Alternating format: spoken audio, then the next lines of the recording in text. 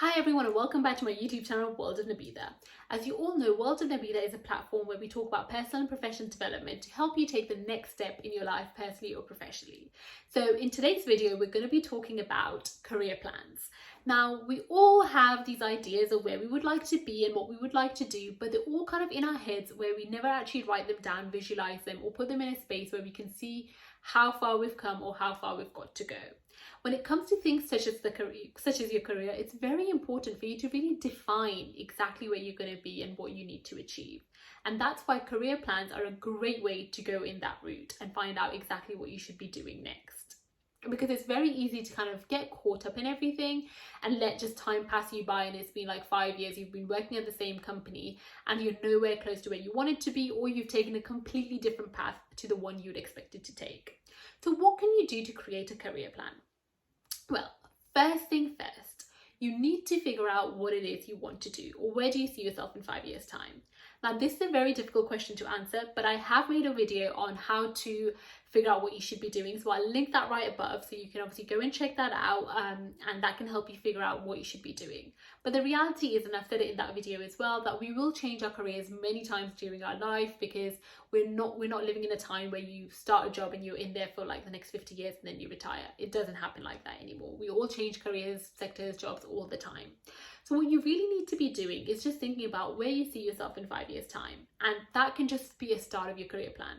Write that down. Then what you can be doing is going on LinkedIn or other social media platforms to see people who are at that stage where you'd like to be and the journey they took. Because that is a great way to understand some of the steps you might need to take. You need to remember that not everyone's journey is the same. So they might have done a degree and they might have worked 5 years for the same company, but you might have actually done an apprenticeship and you might work 2 years and then you might get promoted. And that's absolutely fine. But looking at the people's journey can help you plan exactly some of the things you need to do. And then you really need to see where you are right now, because that's what will tell us the difference between where we are right now and where we would like to be. What is that gap and how can we cover that gap? So figuring out that gap is very important. So like I said, first you figure out where you want to be 5 years' time, see what people are doing to get there, and then compare it to where you are right now. Once you figure that out, you know that you've got 5 years to get from here to here. So what do you need to do in that time? What are some of the steps you need to take? Take those steps and really break them down into small chunks. This is very important because if you put massive things on there and they're not smart, so it's very important you're setting yourself smart goals. So specific, measurable, achievable, realistic, and timed. If you're not setting yourself smart goals, the likelihood of you achieving them becomes very, very low. So it's very important they're small and achievable. Otherwise, your brain just thinks they're too big and you'll start procrastinating because of the fear of failing. So it's important they're small, sizable chunks that you can take in one at a time and you can work towards. If you have a good relationship with your manager, then I would recommend actually discussing this career plan with your manager as well, just so they can help you towards it. Always remember the role of your manager or your leader, whoever it is that you're working under, is to help you get to, the next stage of where you'd like to be at. So discussing this career plan with them can be a great way for you to actually succeed in your own company. However, if your next steps are to leave your company, then maybe that might not be the best way forward. But if you are looking to progress within the company, then it could be a great thing or great conversation to have, because it also shows your manager how focused you are on personal development and how much you care about growth within that company. And that is always a great, thing to be doing with your manager, because they can see how committed you are. So if you can do that, then have that conversation, because they can show you some of the pathways you hadn't considered before, because they've probably gone through them themselves. So always consider if you can take that pathway. If you can't, that's absolutely fine. The next thing you really need to be doing then is actually writing down those sizable chunks of goals on a piece of paper or somewhere where you can see them every day. Because one of the things that can happen when it comes to goals is you can easily forget them, right? Because you're like, yeah, I'm working towards that, but you don't really remember the intricacies or the fine details of that goal, and you can completely kind of get lost and end up doing something completely different. So it's so important it's constantly in front of your eyes somewhere where you see exactly what you're working towards. Because if you're not doing that, then you're losing sight of the goal, which means you might go on a different track, and you don't want to be doing that. The next thing is to regularly check where you are in comparison to where you should be. So you set yourself a goal of 5 years, and then you set yourself small sizable goals to see how, and so you need to see how you're comparing against those goals as well.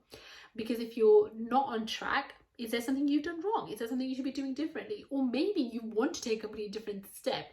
And that's why it's very important to review regularly to see exactly where you are. And if you need to change your pathway, then you need to change your whole career plan.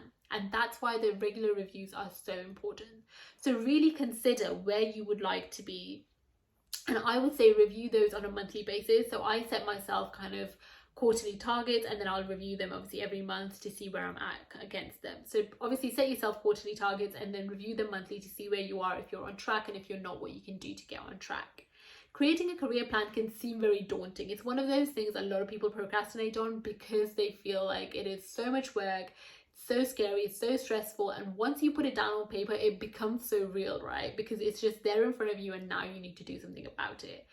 But the reality is, if you don't create a career plan, or if you do create one, you're still going to be working the job you're working. But if you have a career plan, you're going to be more focused and you're going to have more of an idea of where you're going. So creating a career plan is very, very important. So really consider why you don't want to create one. And if you are thinking of creating one, how you can create one that's the most effective for you, and how you can involve the people around you. That's your manager, your colleagues, your mentor, your coaches, whoever you link with, to be involved in this and actually hold you accountable. Because accountability is a massive part of anything you take part in. Because if there's no one to hold you accountable, you're more likely to fall behind and think, oh well, no one knows about it, so it doesn't matter because I've not failed.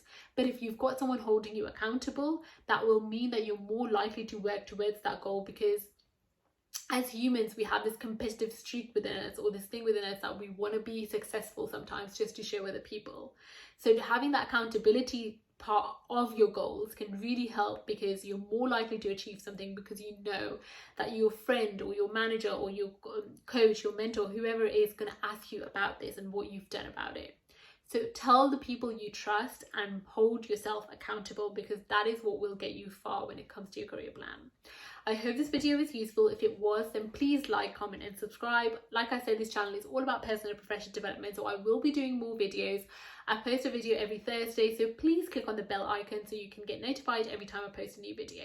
If you do have any questions about career plans, please put them in the comment section down below and I can respond to anything. I'm happy to create videos on topics that you guys find interesting, because I want to be able to help you guys out as much as I can. If you do have any questions, like I said, let me know. I hope this video was useful. Have a lovely day, and I'll see you in another video very soon.